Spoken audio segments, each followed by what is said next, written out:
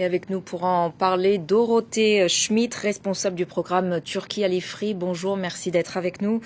Israël qualifié donc d'État terroriste, le ton est donné, il est carrément virulent, on peut le dire, venant de Recep Tayyip Erdogan. Oui, mais en fait, il y a eu des échanges très virulents entre Benjamin Netanyahou et Recep Tayyip Erdogan. Ils se sont mutuellement accusés de terrorisme.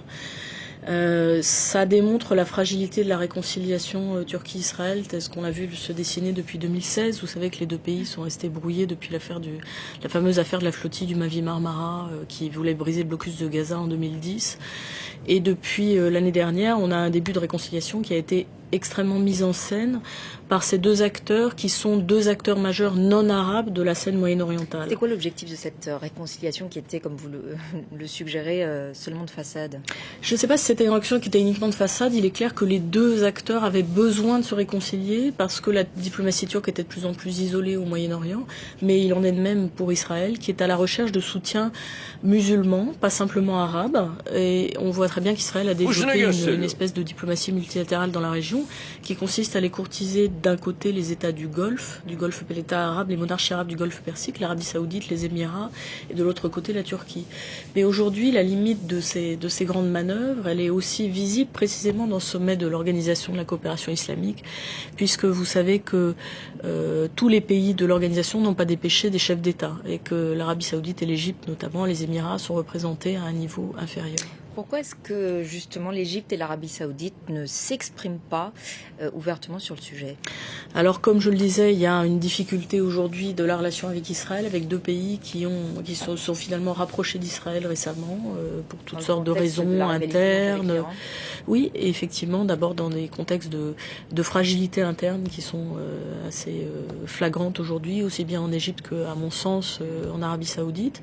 Et puis bien entendu avec l'idée de construire une sorte d'alliance anti-iranienne dans un contexte en principe post-sanctions, bien que les nouvelles déclarations de Trump qui veut rétablir le système de sanctions contre l'Iran remettent également en cause ce nouveau contexte, mais l'idée était d'arriver à une sorte d'alliance anti-Iran.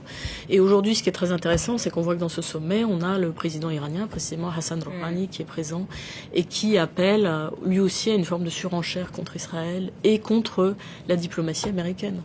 Alors, Recep Tayyip Erdogan assume en ce moment la présidence tournante de cette organisation de la coopération islamique.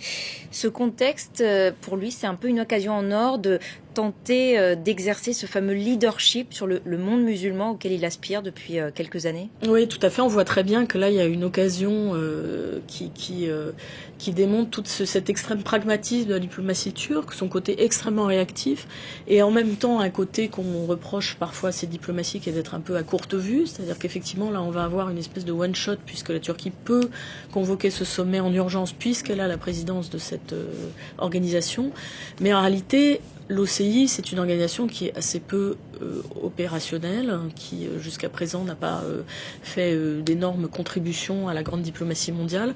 Mais en revanche, là, on a le paysage des acteurs régionaux qui est en train de se remettre en place avec des jeux d'alliances extrêmement complexes qu'on décrivait il y a 2 minutes.